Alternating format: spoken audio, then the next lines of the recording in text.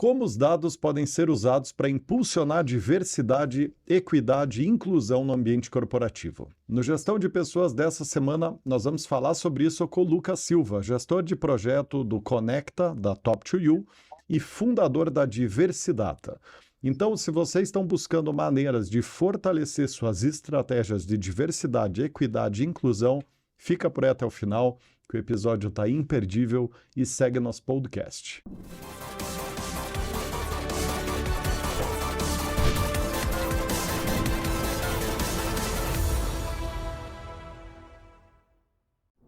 Muito bem, sejam muitíssimo bem-vindos e bem-vindas a mais um episódio do Gestão de Pessoas, o podcast semanal de entrevista divulgado toda quinta às 19 horas em mais de 10 plataformas de podcast e no YouTube, que leva até vocês os principais cases, tendências e boas práticas de RH do momento.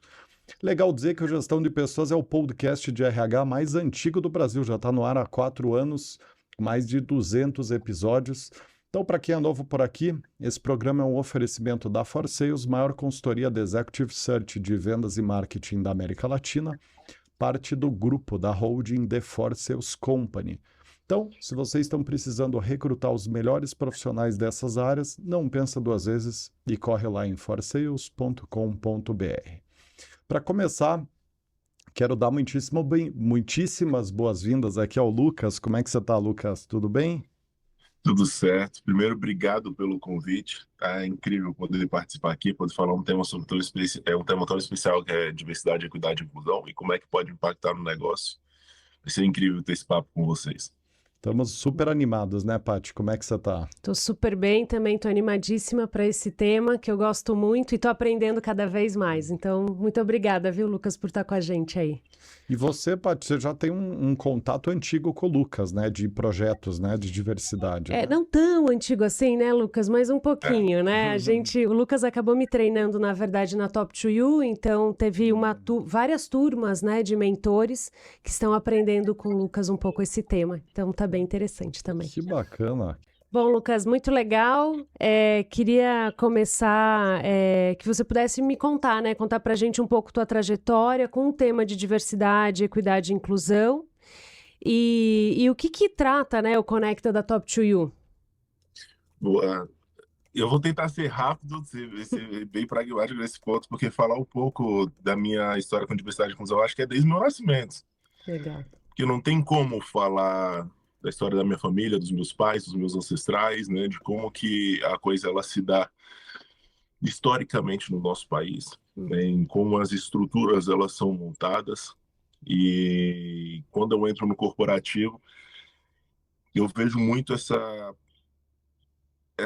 questão de diversidade e inclusão e penso como é que eu posso impactar tanto a sociedade quanto as corporações através de indicadores claros, né, e evidências claras de diversidade como um todo, né? Eu sempre gosto de trazer datas e contextos para a gente falar sobre assuntos, mas sempre quando a gente vai falar sobre inclusão, diversidade e inclusão como um todo, é legal pensar como a estrutura se dá, né? Se eu for perguntar para a maioria dos nossos leitores aqui, ou pessoas que estão assistindo o nosso programa, o programa aqui da Forçares, e aí até para a maioria de vocês também, em que ano que o ensino médio se torna obrigatório no Brasil? Por que eu pergunto isso? Porque quando a gente fala nesse ponto, a educação formal é o que de fato abre portas. Né? Eu não estou falando da educação de vida, que é essa que eu falei, que eu nasci com contexto de diversidade e inclusão. Mas aquela que diz que eu tenho um diploma, que eu tenho outro idioma, outras maneiras, que eu sei fazer tecnicamente, que me dá um certificado. E aí, quando que o ensino médio ela se torna obrigatório no Brasil até os 18 anos? Cara, é assustador saber que isso foi em 2009. Caramba. Nossa, não sabia mesmo. Eu também não. Desculpa. É surreal. Uau. É a emenda 59 à Constituição de 2009. Ou seja, a Constituição de 88 torna universal, mas até os 14 anos. A extensão até os 18, ela vem em 2009. Uau. Então, assim, a gente está falando sobre um processo de exclusão legal, de fato, e que ao longo do tempo e dos séculos foi naturalizado dentro desse contexto. E aí, quando eu tenho essa minha formação onde eu entendo os conceitos de diversidade e inclusão, sem entender os conceitos, aliás, né? Porque quando a gente está crescendo naquele meio... Eu sou nascido e criado na periferia de Brasília, né? Uma cidade ali em Brasília chamada Recanto das Emas. E nessa cidade ali de Brasília, né, eu convivi com muita coisa ruim, muita coisa boa também dentro daquele contexto. Mas eu sempre falo, o que eu sempre falo é que o mais importante não faltou lá na minha casa, que foi amor. De resto, faltou tudo, né? Faltava água, faltava luz, faltava de tudo lá. Então, assim, dentro desse contexto como um todo, dentro desse ambiente de crescimento e de desenvolvimento meu, eu pude aprender através de movimentos sociais, através de ONGs ou através da escola mesmo, esses contextos. Eu gosto de falar sobre esse ponto porque não tem como negligenciar minha história prévia antes de entrar nos contextos de diversidade e inclusão como um todo. E aí depois, no Conecta como um todo, quando a gente vai para o Conecta, é muito legal, o convite da Top Tour foi incrível quando eles me fizeram, porque era para desenvolver um programa, não só um programa, uma metodologia de mentoria para a população de grupos subrepresentados como um todo. Hoje a gente está falando da população negra, mas para os grupos diversos como um todo. E dentro dessa metodologia do Conecta hoje, a gente está falando de acelerar a prontidão de promoção de 1.000 talentos negros, ou seja, deixar pronto ali para promoção, a gente está falando de Red Now, 1.000 talentos negros a serem promovidos já no próximo ano. Esse é o nosso grande intuito com o programa. Isso é muito legal, né? Porque de fato nos dá a possibilidade de começar a ver de uma outra forma, né, Lucas? Porque eu acho que o que o Lucas nos fez foi ver por uma outra ótica, assim, sabe? De um outro ângulo. Que de fato muitas vezes, enfim, pelo menos comigo, né? A minha maneira de vida, a forma que eu pude e os privilégios que eu tive, enfim, me fizeram mudar muito a minha visão quando você me trouxe os seus conhecimentos. Então foi muito legal isso, muito bacana. E Lucas, a gente vai falar bastante de dados, né, e como usar eles para otimizar a diversidade organizacional. Então, eu queria aproveitar esse gancho do tema para te pedir para contar um pouco dos dados que respaldam a importância da diversidade, da inclusão para as empresas como um todo. Só para dar o tom do quanto de impacto que isso pode criar, de fato, né? Ótimo. Eu entro como trainee na DASA há 3 anos atrás.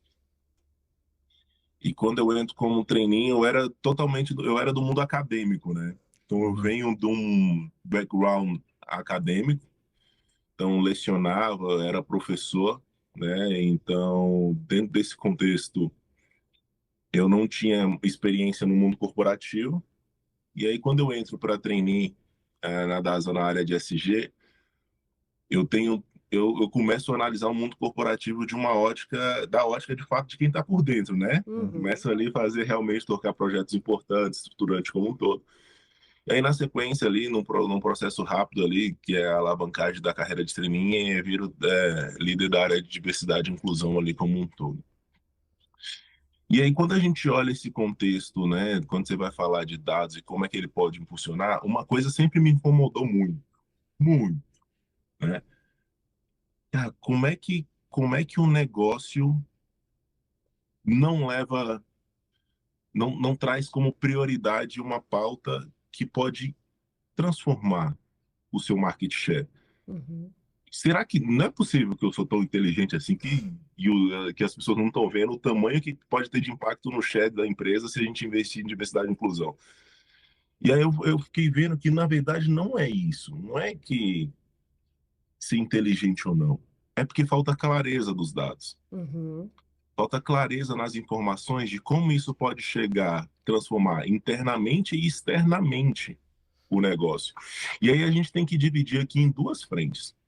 Primeira frente por que você faz diversidade e inclusão na sua empresa? Perfeito. Acho que a primeira pergunta é essa. E acho que a primeira resposta é porque é o certo a se fazer. Uhum. E é o certo se fazer em que sentido? Pela desigualdade social que a gente tem no nosso país. Acho que esse é o Uhum. primeiro ponto. O tamanho das distorções sociais que existem no Brasil é abissal. Você está em São Paulo, ali na Zona Oeste, num lugar maravilhoso que tem IDH da Noruega, por exemplo. O IDH daquela área de Pinheiros é 0,900 e alguma coisa, que é o mesmo IDH dos melhores países do mundo. Aí você vai para o centro de São Paulo, aí você vê aquela quantidade de crianças na rua pedindo comida. Não conversa uma coisa com a outra. Poucos quilômetros separados, tem esse distanciamento social tão grande. Então, acho que o primeiro ponto é esse, se perguntar por que que eu faço, por que é o certo a se fazer. Aí sim, o segundo passo que é, como é que eu posso impactar um negócio com isso? Aí sim a gente começa a entrar na questão dos dados como um todo. E aí, para você ter exemplo, a gente teve um case que a gente fez, aí vale tanto para dentro quanto para fora. Quando a gente está falando internamente da área de pessoas, a gente mostrou um estudo que se a gente equiparasse a quantidade de lideranças negras em relação à quantidade de lideranças brancas, considerando o turnover, absenteísmo dessa galera e também a quantidade de horas extras feitas, né? A gente teria um custo evitado de 5 milhões se a gente mantivesse a quantidade ali de pessoas entre pessoas negras e pessoas brancas nas lideranças. A gente está falando que pessoas negras, naquele estudo específico, saíam menos dos cargos do que pessoas brancas. Aí que eu estou falando é de pedido de demissão, não forçado. É a pessoa pedindo para sair, né? Porque o forçado é a opção da empresa, mas a pessoa sair não é a opção. Então, nessa do voluntário, teria um custo evitado ali de 5 milhões como um todo. E aí cada empresa poderia, até a gente tem um estudo, a gente poderia fazer estudo em cada empresa para entender como é que está a sua realidade hoje, como é que seria esse custo.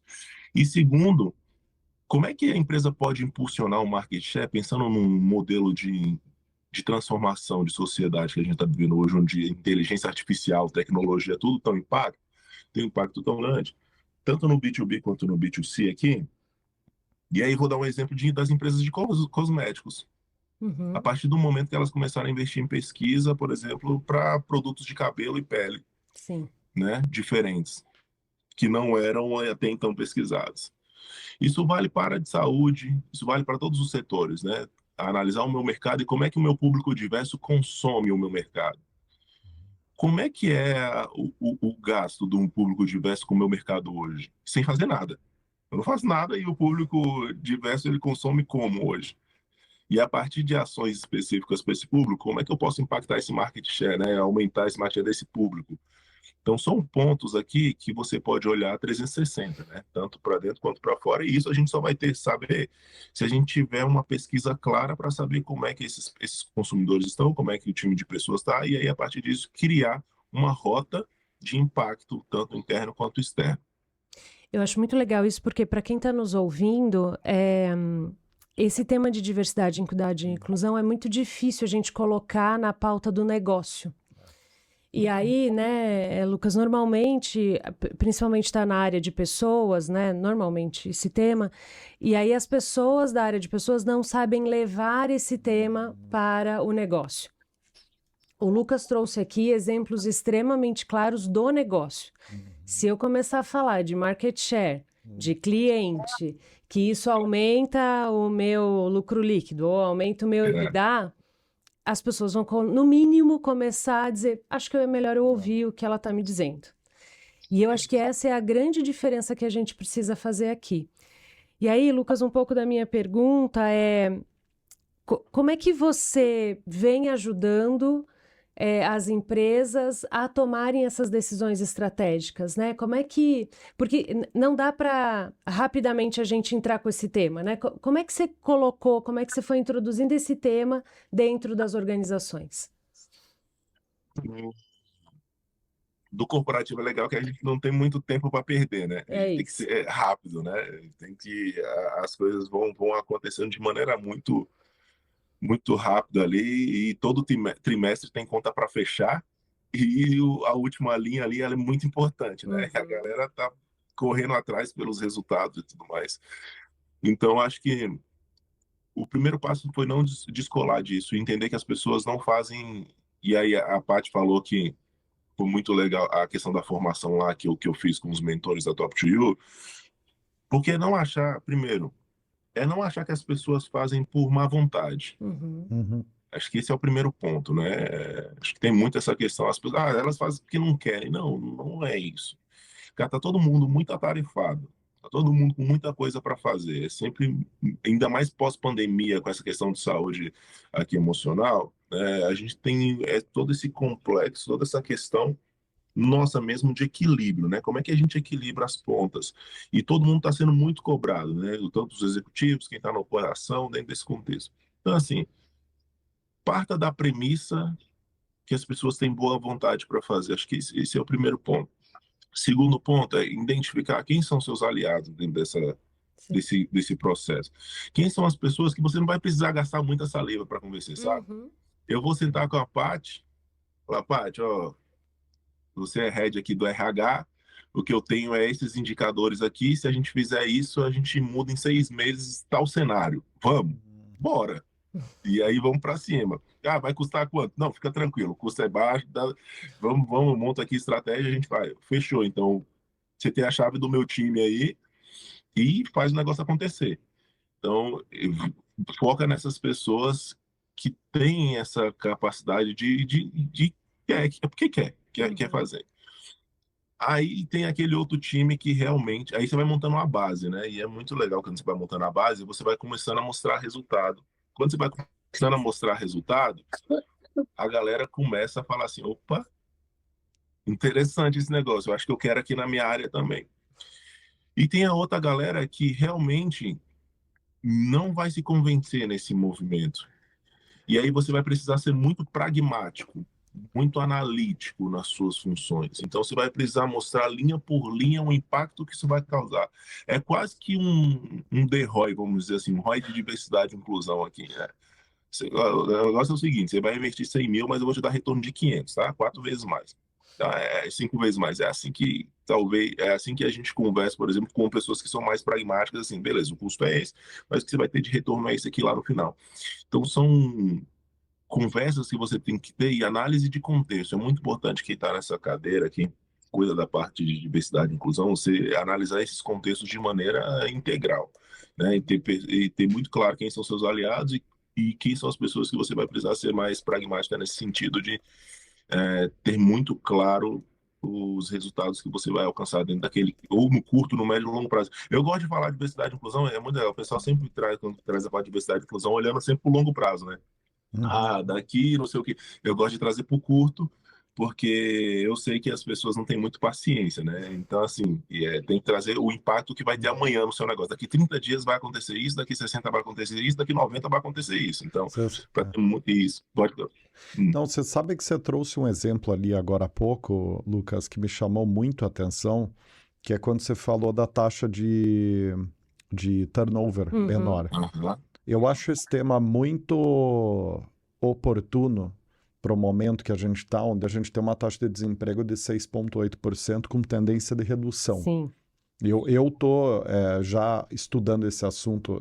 É um assunto core de recrutamento e seleção, Claro. então é um tema que eu acompanho recorrentemente já há muitos anos. Tudo aponta para a gente virar o ano que vem com uma taxa de desemprego menor que 6%. Uhum. Né? E aí, quando a gente fala de turnover, é uma dor que vai ser muito aguda, Uhum. né?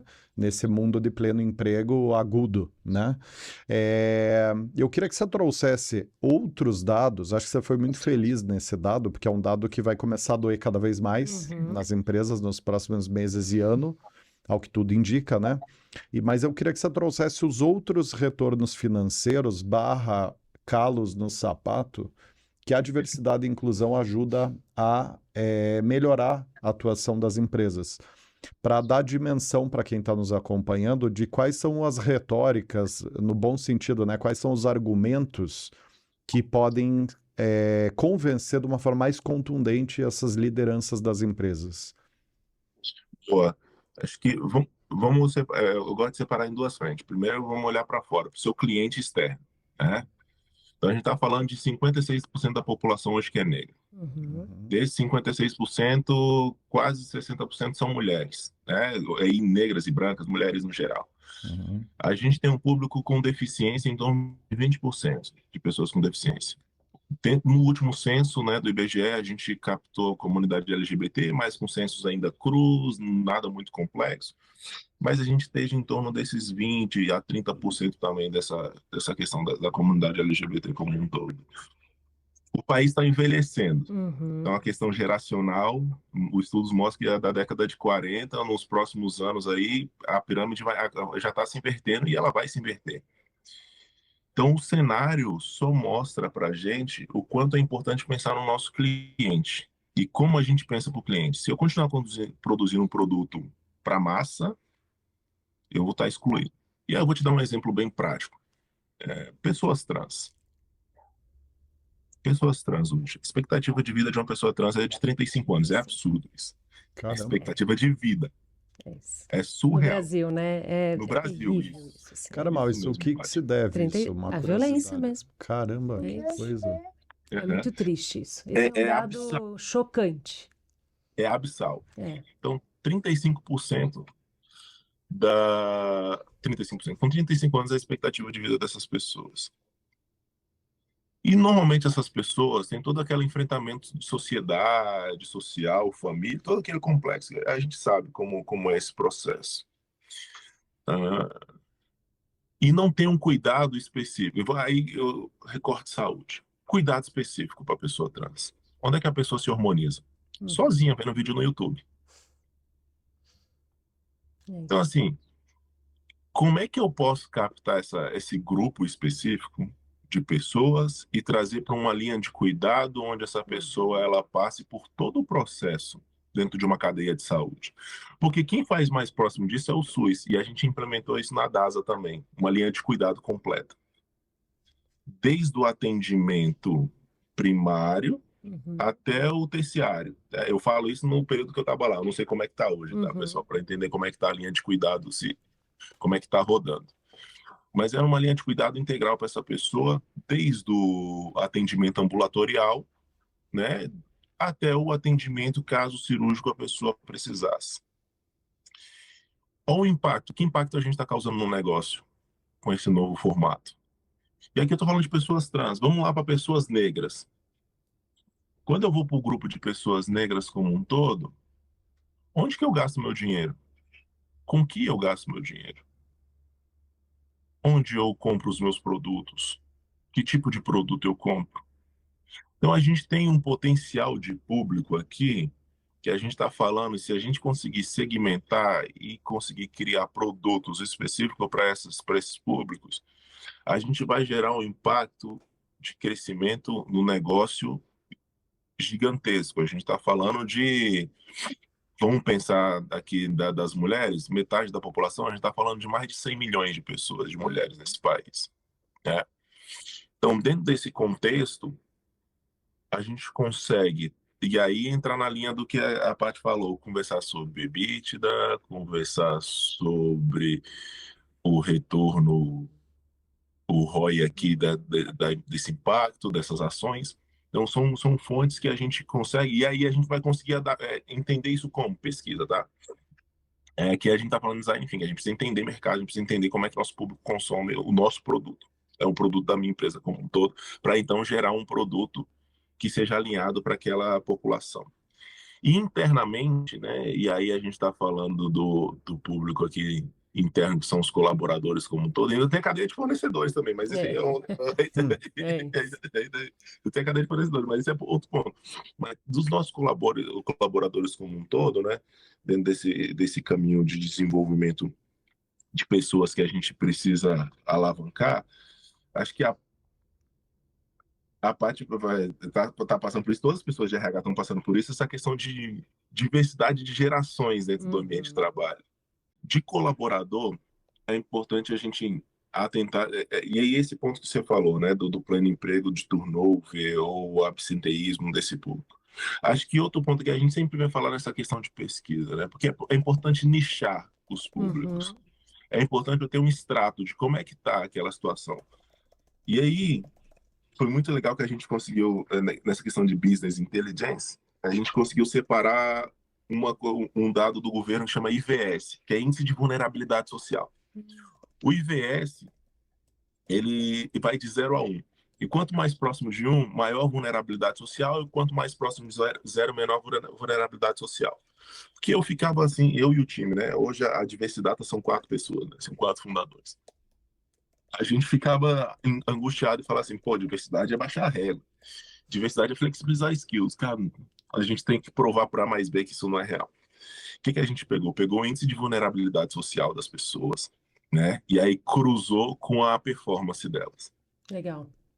E aí, quando a gente cruzou o índice de vulnerabilidade social com a performance, e como é que eu acho o índice de vulnerabilidade social? É simples, no cadastro. O endereço da pessoa, quando ela tá. Só o endereço do seu colaborador que você precisa. Você joga no MAP, você joga para rodar no programa estatístico, vai dar o IVS daquela pessoa. E aí você cruza com a performance dela. Quando você cruza com a performance, cara, a gente conseguiu provar que quem está em alta vulnerabilidade social, que é acima de 0,4, quem está em alta vulnerabilidade social performa igual ou melhor quem tem baixa vulnerabilidade social. Então, aquela pessoa que pega o busão 2, 3, 4 horas lá no fundão, ou que está, cara, se matando, porque é aquela mãe solo, com 2 filhos, deixa aqui, vai trabalhar, não sei o quê, está performando igual ou melhor, e faltando menos, tá? E faltando menos do que quem tem menos vulnerabilidade social e vive naquela região, naquela zona, vamos dizer, que tem o IDH melhor e toda a infraestrutura regional. Cara, na hora que a gente mostrou isso para o comitê executivo, opa, como assim? Né? Esses dados são viés reais. inconsciente, né, Lucas? É impressionante, porque está muito longe da nossa realidade, e isso é muito legal, né? Então, assim, as empresas... Você me dá milhões de insights aqui, né? Então, por exemplo, a gente está tendo uma perda importante ali. A gente começa a entender que está saindo muitas mulheres. Mas a gente quer entender por que estão saindo muitas mulheres. Uma das hipóteses é o mercado está tão aberto à contratação de mulheres que é claro que as mulheres estão saindo mais. Não porque elas não gostam daqui, mas é porque elas estão tendo oportunidades melhores. Então, esse tipo de coisa é sensacional que você está fazendo, porque de fato a gente consegue entender um pouco melhor. Por exemplo, outro ponto é, os jovens não estão ficando. E aí, porque em 15 dias eu saio de trainee e quero ser CEO, né? Então é mais ou menos esse tempo que ele precisa. E aí ele não fica aqui com a gente. Então, o que eu trouxe é, vamos olhar para uma população 50 a mais? Vamos olhar para imigrantes, porque talvez esta população, e aí esse é o ponto, eu ainda não consegui estudar, de dizer assim, bom, as pessoas mais velhas ficam quanto tempo? E tem um absenteísmo de quanto? Você falou um negócio aqui que eu vou te falar muito, muito legal. Só, desculpa te cortar, mas Não, é porque vamos lá. teve um ponto, né, que a gente levou esse estudo e falou bem assim, ó, pessoas 50 a mais faltam muito menos.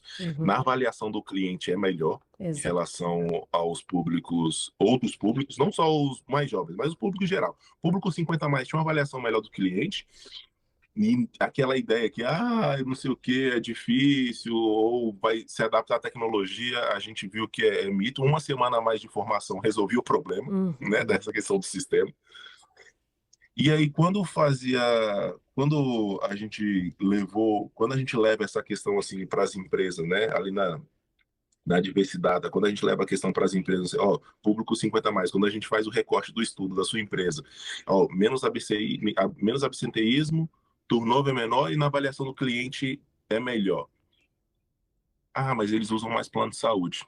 Isso. Ó como o sistema é louco.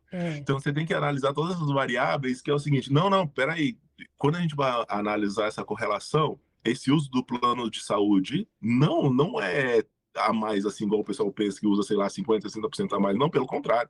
É muito próximo, uma variação muito próxima ali entre os públicos, indiferente da idade, né? Então, você tem que cercar todas essas variáveis, que senão sempre vem... querendo ou não, a pessoa está pensando nos custos ali como um todo e vai falar, putz, a pessoa usa mais plano de saúde. Não, peraí, você tem que mostrar que não é verdade. Muito legal isso. Essa importância do contexto, hoje em dia, ela é crucial, né? Sim. Porque a Paty deu um exemplo aqui importante, né? As mulheres estão tendo mais turnover porque é, bom, fato, mulheres estão tendo mais Isso. turnover. Uma hipótese. Contexto, Isso. contexto, né? Você tem, Sim. se você não entender a fundo o contexto por trás, aí você começa a fazer esses pré-julgamentos, essas Uhum. etiquetagens, essas conclusões simples, Sim, né? é isso aí. Então, Mulheres estão tendo mais turnover porque tem que cuidar de filhos. Acontece. Exato, é isso. Aham. Uhum. mas é um trabalho interessante, né? Porque eu tô muito alinhado com você, Lucas, quando você fala ali que as pessoas não querem ser preconceituosas, elas não querem excluir. Uhum. Uhum. Por isso que o viés é inconsciente, É não é inconsciente, consciente, é isso né? mesmo. Não é conscientemente você quer minar aquele grupo Uhum. ali minoritário. Exato. Ela é inconsciente. É, mas tem um trabalho aí de vários ângulos, né, para criar um ambiente propício para diversidade e inclusão. Acho que tem um trabalho aí de conscientização sobre os viés inconscientes, como também tem um trabalho de criação de pensamento crítico, Aham. né? Fortalecer o pensamento crítico das lideranças, porque trabalhando com recrutamento e seleção, eu preciso dizer uma coisa muito triste. É uma Eu vejo um loucura. declínio cognitivo É muito nos triste. executivos, inclusive da alta gestão. Uhum. Eu vejo cada vez mais aquelas soluções simples, aqueles jargões em Uhum. entrevista, sabe? Uhum.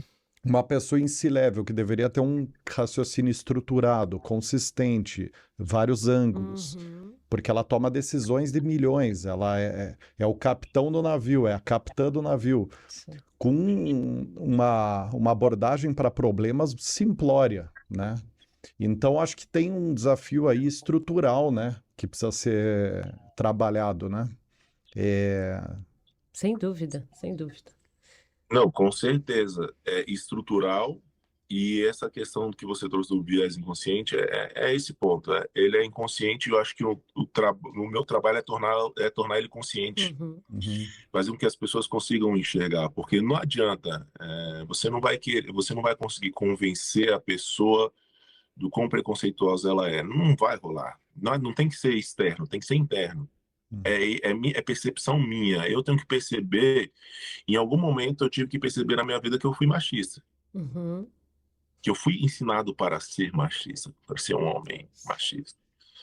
E a partir do momento que eu percebo isso, como é que eu transformo? Como é que eu mudo esse ambiente dentro, interno? Assim como nas outras variáveis também. Então, é trazer à tona. É trazer à tona para a pessoa refletir, trazer à tona para a pessoa começar a olhar ao seu redor. Eu sempre falo, se tiver difícil analisar contexto, vai no centro da sua cidade, né? Porque as regiões centrais normalmente tem esse problema como um todo. Senta na praça, fica 10 minutos ali, né, sentado, começa a olhar para aquelas crianças que estão correndo de um lado para o outro, pedindo ajuda, pedindo comida.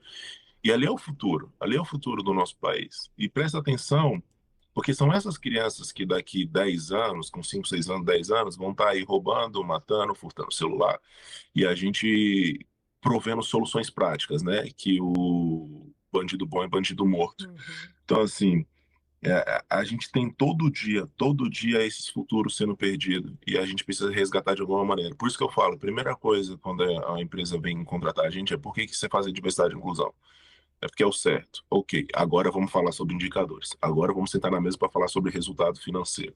Mas primeiro eu preciso entender que é uma ação realmente que eu quero transformar e impactar a sociedade. É isso que a gente quer? Beleza, agora descobrir isso, é hora de falar sobre negócio. Porque senão, a gente vai fazer para inglês ver, é um jargão que o pessoal usa, né? Para inglês ver, é para dizer que tem. E isso não pode ser, né? A gente precisa de projetos estruturantes nesse sentido de transformação real, né, da sociedade. As corporações elas têm o poder de fazer isso, né? Claro, em apoio com o Estado, mas as corporações elas têm o poder de impactar o seu território. Então, Lucas, para mim, não só poder, como obrigação, sabe? Eu acho que Uhum. porque o Estado não vai conseguir fazer sozinho. A gente precisa estar junto desse processo, né? Então, as empresas têm tantos institutos hoje que a gente precisa olhar para isso também, e como é que a gente resgata essa criança que está ali, Isso, né, solta na rua? Como é que resgata? exato. Porque, para mim, eu fico muito incomodada de pensar que, de fato, esse é o futuro, né? É. A gente não pode pensar dessa forma. É que eu acho que a gente está num momento de mundo onde a gente começa a entender um pouco dessas inter-relações, né, que existem, né? Uhum. Como o problema do outro é o nosso problema, Sim. né? E é Uhum. uma realidade que ela é um pouco contra-intuitiva, né? Porque a gente vive num mundo que estimula o eu, né? Uhum. Uhum. Não o Isso. nós, né? E então, é, eu gosto de pensar, eu não tenho propriedade para afirmar A e B se está evoluindo ou não está evoluindo, mas eu gosto de pensar que a gente, de alguma maneira, está evoluindo com a consciência humana, está evoluindo Ah, com nesse certeza sentido. está. Não, sem dúvida. Com É, certeza está. mas é um trabalho um pouco de desenvolvimento da empatia, né, e do senso coletivo, que eu acho Sim. que são duas palavras que a gente precisa se esforçar para buscar, porque ela não é Uhum. muito intuitivo, né? Ela está na nossa essência como ser humano, na minha visão, porque é o que nos dá o senso de realização, de conexão com o mundo, de alegria Uhum. profunda, mas ela é contra-intuitiva, no sentido de ela é ela é anuviada pelo esse contexto social de busca de prosperidades, de obsessão eh, por progresso, né? Uhum. Enfim, eu queria perguntar, aproveitar o Lucas para perguntar para você, né, Lucas, como é que você está vendo a evolução do tema no mundo corporativo em especial, cara? Tá evoluindo? Não tá? Quanto que tá evoluindo? Qual que é a tua perspectiva aí para esse tema, assim? Você que está no olho do furacão, né? Você tá vendo de um ângulo muito privilegiado a questão, cara. É um cabo de guerra, né?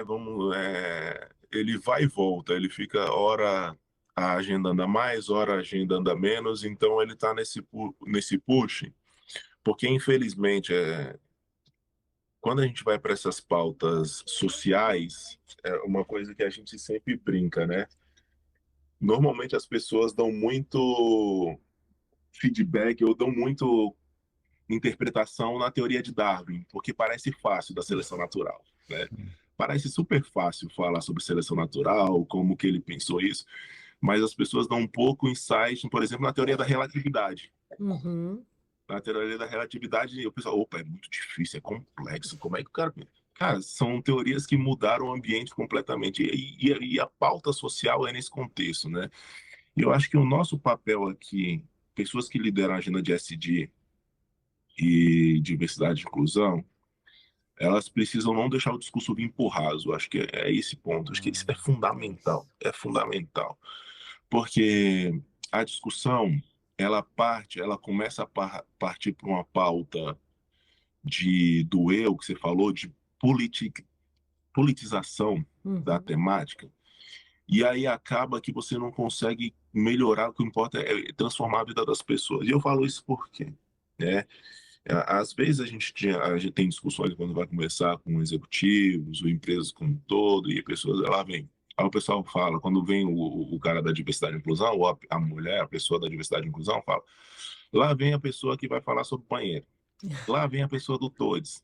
E, cara, gente, se você deixar vir para esse lado superficial, você consegue perder um monte de gente. E não é sobre superficial. Eu sempre falava, galera, vocês estão preocupados com esse ponto? Eu estou preocupado com a mãe que deixa o filho com 4 meses, porque a gente não tem licença estendida até 6, Uhum.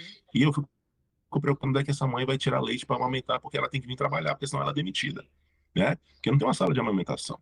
Eu estou preocupado com aquele cara que, se a gente não entrega o vale transporte no dia, ele tem que vir andando para a empresa, porque senão ele leva falta, ou o vale transporte. Se a gente não entrega o vale transporte no dia, ele tem que vir andando para a empresa, porque senão ele leva falta e ele ainda perde o dia do vale alimentação dele, que sustenta a família. Porque quem está na ponta é que sofre. Então, quando a gente está falando de inclusão, é daquele cara na ponta que está ganhando 1, 2, 3 salários mínimos. É essa galera. Porque o executivo que está ganhando 30, 40, 50 salários mínimos, e aí, esse cara faltou um dia do vale, ele pega o carro, vai. E nem usa o vale, para falar a verdade. Uhum. O vale transporte. Então, assim, quem realmente utiliza é o cara lá da ponta, que pega o metrozão, pega o ônibus lotado, vem todo dia para trabalhar. Então, se a gente não tem os nossos processos muito bem alinhados, a gente prejudica e penaliza quem está lá na ponta. Então, isso é diversidade e inclusão. E isso é a transformação real da vida das pessoas. Então, o discurso ele não pode vir por raso. O discurso ele tem que ser profundo. Você tem que analisar contexto, né? Como é que está o pessoal da limpeza, que é terceiro? Porque a gente terceirizou, ok, mas como é que estão essas pessoas? Como é que é o tipo de trabalho dessa... Normalmente são as mulheres que fazem esse tipo de trabalho. Como é que está o trabalho dessas pessoas que estão lá limpando o nosso chão todo dia? A gente se preocupa com esse tipo de fornecedor ou só me preocupo com outros tipos de fornecedores porque impactam a minha operação ali? Quer dizer que uma unidade bem limpa não impacta a percepção do cliente? Né? Então, assim, são esses tipos de discursos que você tem que aprofundar para não deixar vir por raso. E aí, para a galera que é muito pragmática, você tem que falar o seguinte: cada dia de vale transporte que eu atraso é não sei quantos mil na unidade que está ficando para trás. Porque aquele cara ou chega atrasado, ou a performance dele não foi boa naquele dia, ou ele faltou porque a gente não entregou. Aquela mãe está performando mal porque ela não está com dor, ela não consegue tirar o leite no lugar adequado, de sala de amamentação, e isso está atrapalhando no seu impacto aqui no seu resultado financeiro. Então, são caminhos que a gente tem que aprofundar o debate para a gente conseguir mudar o indicador de fato, conseguir impactar de fato onde ele precisa ser impactado, sabe?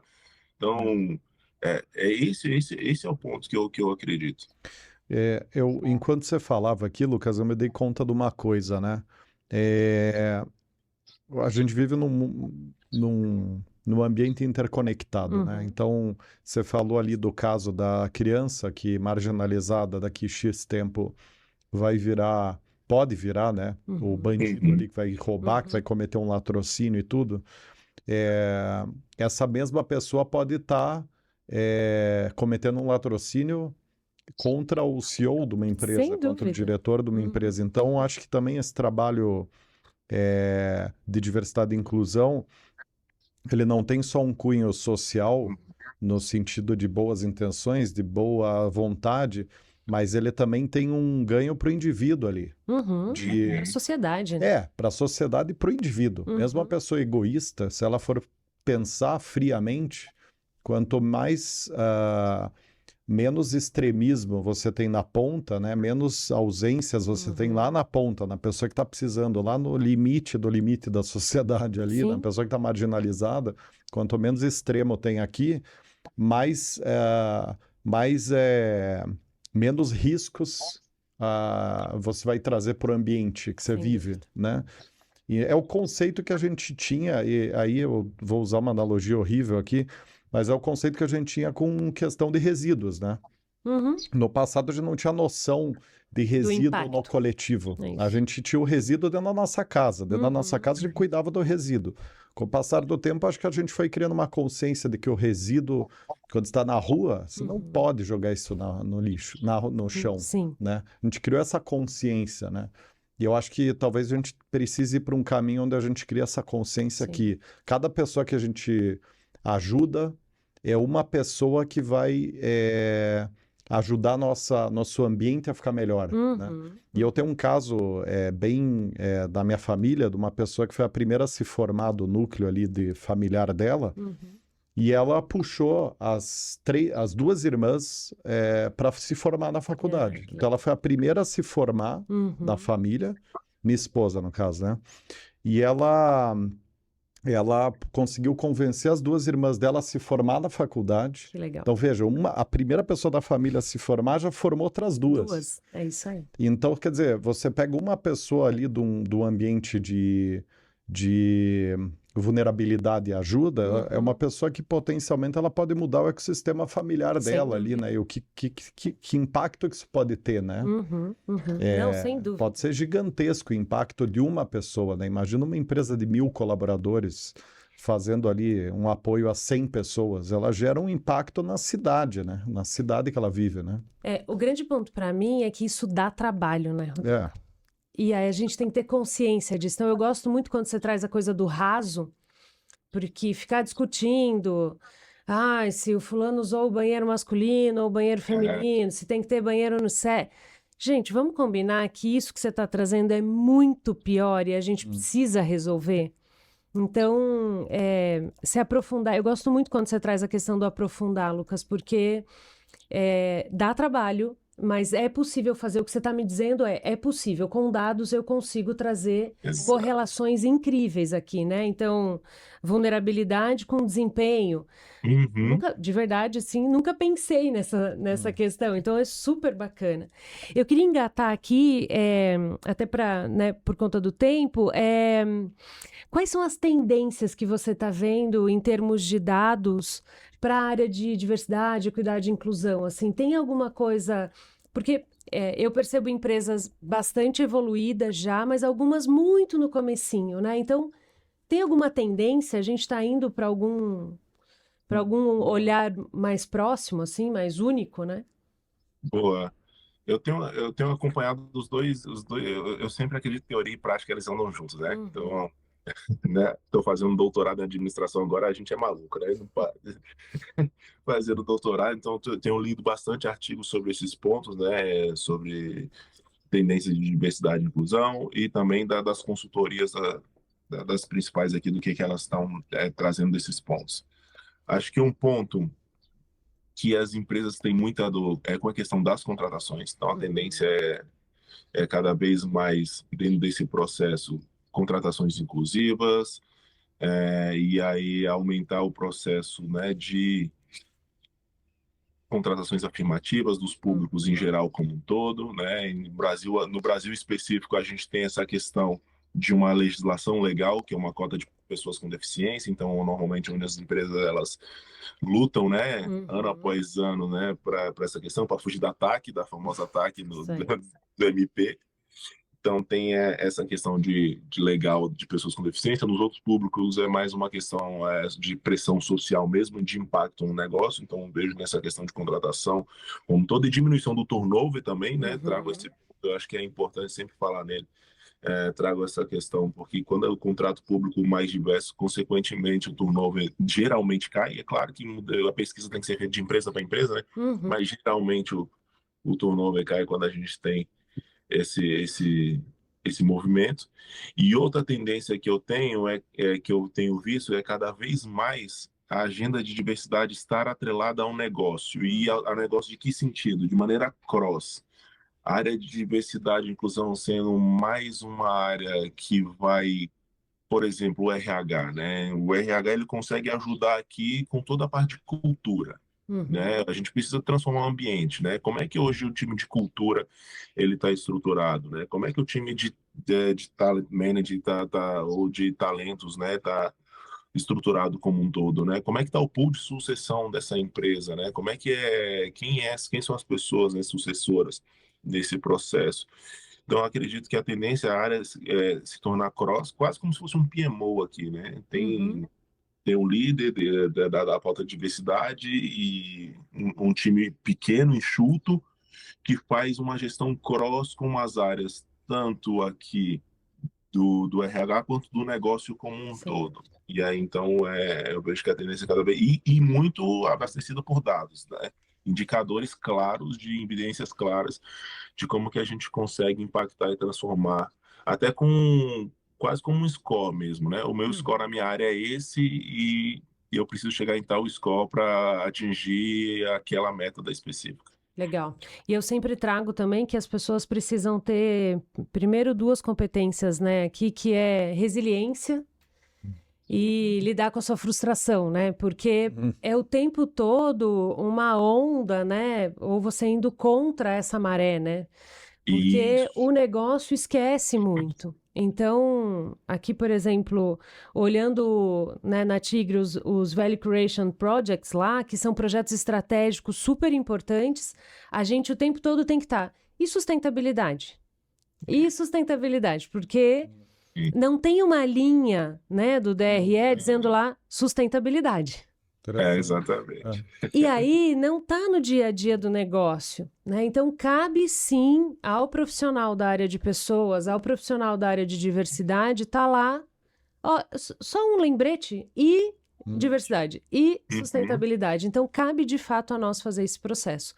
Até que entre no fluxo, né? Até que seja natural as pessoas fazerem dessa forma. Interessante. Exato. É. Eu acho que tem aí uma skill de inteligência emocional que a gente vai precisar buscar cada vez mais nas lideranças das Sim. empresas.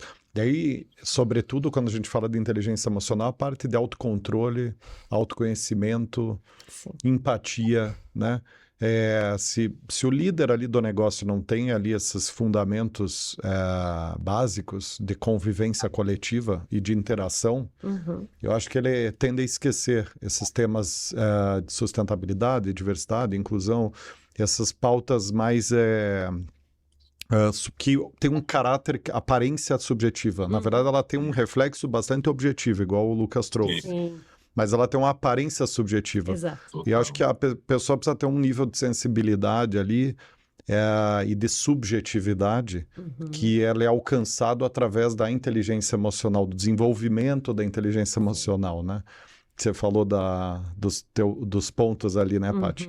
Então, acho que é um tema que exige bastante das empresas, vai exigir dos líderes, né?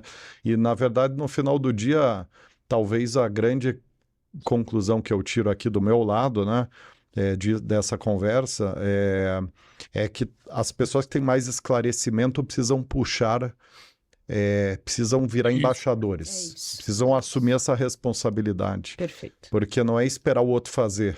Se você sabe que é importante e é preciso fazer, Ajude, você vai ter que faça. liderar. É isso. Você vai ter que liderar. Você não pode se colocar numa posição de um dos participantes. Não, você desenvolveu uma consciência, você tem uma maturidade maior, então é a tua obrigação protagonizar isso. É isso. Que nem o Lucas falou ali lá no início, né? Da questão de buscar as pessoas que têm uma adesão rápida, né? Acho que formar esse bloco de pessoas que já entenderam a sustentabilidade, a diversidade e a inclusão, essas pautas mais subjetivas. Mas você sabe que isso é para tudo, né? Cultura, felicidade no trabalho, diversidade, equidade e inclusão. É assim, pega os early adopters, que a gente chama, né? Que são as pessoas que realmente querem. Ok, essas vão, não precisa convencer. É o que o Lucas falou, você não gasta 2 minutos com aquela pessoa. Ela vai. E depois pega aquele grupo que pode ser um influencer. Ele não sabe se tá bem, mas se você, né, tiver uma boa conversa, ele vai junto no grupo. E aí você tem um grupo muito maior, porque sempre vai ter o pequeno grupo dizendo: ah, mas isso é mimimi. Exato. Ah, mas isso é porque todo mundo tem a mesma oportunidade, enfim, né? E esse grupo, ele tem que entender que ele vai sendo isolado. Porque ele precisa ser isolado nesse momento. Né? É a visão de mundo eucêntrica, né? Exato. Exatamente. Não entende o contexto do outro ali, né? Não. Lucas, para finalizar, eu queria que você desse uma dica principal disso tudo, né? Para as pessoas que estão nos acompanhando, né? Quer dizer, para quem quer otimizar o trabalho de diversidade e inclusão, se você fosse escolher uma coisa de dica, o que você diria aí? Acho que o primeiro passo é saber, claro, onde você está. Acho que primeira dica, onde é que eu estou hoje? Qual é o meu cenário atual? Né? Porque eu acho que para a pauta não morrer e ela ser sustentável, ela precisa, de fato, ter um storytelling aqui. Né? Ela precisa ter um caminho, um fluxo claro, um processo claro. Então, o gestor, ele precisa ser um gestor de projeto, cara, profissional. Não dá para colocar alguém na área de diversidade e inclusão porque gosta. Ou porque acha bonitinha a pauta. Então, primeiro, para as empresas é isso, né? Contrate uma pessoa profissional para fazer a gestão dessa área. Segundo, se você está nessa pauta já, entenda com clareza qual o seu cenário atual. Porque você entendendo com clareza o seu cenário atual, você sabe qual ponteiro você consegue mexer. Então, acho que o primeiro passo, o primeiro insight é esse insight de pesquisa, né? De entender, porque depois que você mostra para os executivos, para o Comex, o resultado, a galera se surpreende. A galera fica chocada com esse número. Como assim, na minha empresa, a gente demite mais de 60% das mulheres que retornam pós-gravidez? Porque a média de mercado é 50%, vamos colocar 50%. Como assim a gente demite 50% das mulheres pós-gravidez, retorno de gravidez, a galera fica assustada quando você mostra esses indicadores, assim, e porque até o momento são que não foi levado. As pessoas não viram, elas não fazem ideia, então até então tá tudo bem, né? Então é importante mostrar com clareza o cenário atual, falar, ó, o cenário atual é esse, e a partir daqui a gente vai mudar isso. E isso é muito importante para todos os cenários, tanto no cenário aqui que a gente está falando de pessoas, quanto do negócio, né? O negócio é mostrar também nessa do comitê, ou para o CFO, ou para a CFO como um todo, falar, cara, olha aqui o quanto que a gente vende para os públicos sem fazer nada. Hoje a gente está entregando o nosso comercial está entregando dessa seguinte forma, e olha a parcela do público diverso, quanto que consome da gente. Se a gente fizer esse ajuste aqui em tal produto, a gente consegue ampliar para X vezes a quantidade de vendas. Que são esses pontos que a gente tem que começar a levar de forma mais clara para quem tem a tomada de decisão, para quem tem a caneta ali na mão, para que as mudanças sejam feitas de maneira estruturantes. Mas, de primeiro ponto, eu falo, não dê um passo atrás nas ações e entenda o cenário. Entenda, vasculhe a sua empresa de cima a baixo. Vá tomar cafazinho desde o pessoal da limpeza, né, às unidades, vá conhecer a sua empresa, conheça cada detalhe dela, porque quando você conhecer, você vai ficar assustado, e quando você tiver claro os indicadores, você vai conseguir apresentar para a diretoria, e aí deixar eles assustados, e aí impactar e transformar a empresa como um todo, e que ela possa conseguir no futuro selos, né, como o Easy, ou tem as empresas que precisam fazer o formulário GRI. Acho que tudo isso é um caminho, é um processo Muito legal. para alcançar resultado. Muito bom, Lucas. Puxa, queria te agradecer muitíssimo aí pelo teu tempo com a gente. É um tema que a gente gosta muito de trazer, porque ele tem ganhos aí extremamente amplos para todo mundo. Então, fico muito feliz, eu e a Paty, em estar te recebendo aqui. E para quem acompanhou até aqui, certamente está com gostinho de Quero Mais, que foi um episódio mais longo. Então, eu queria recomendar alguns conteúdos super legais aqui do programa, alguns episódios super bacanas sobre diversidade e inclusão. Então, vou ler alguns dos vários que a gente tem ali na playlist, né? O primeiro é o case da Natura, né, de diversidade e inclusão, com a Mariana Talarico, diretora de pessoas. O segundo, com a Patrícia Pulgas, da Magalu, sobre o programa afirmativo de seleção da Magalu. Temos o case da DASA também, com o Fábio Rosé. O case da TIM, com a Maria Antonieta. O case da Audi, de diversidade de gênero. Legal. O case da OLX, de diversidade de gênero. E o case da Schultz, com o Leandro, que foi sobre a diversidade e inclusão de pessoas com deficiência. Super interessante também. Então, para quem... E com o Mauro, né? Eu estava esquecendo, o Mauro Weinstock já veio 2 vezes aqui falar sobre diversidade etária. Então, fica aí o convite para navegar nesse universo de diversidade e inclusão, sobretudo através de cases, né, que é uma abordagem que a gente gosta bastante, para mostrar para vocês o que as empresas de fato estão fazendo e como que você pode fazer na tua empresa a mesma coisa, tá bom?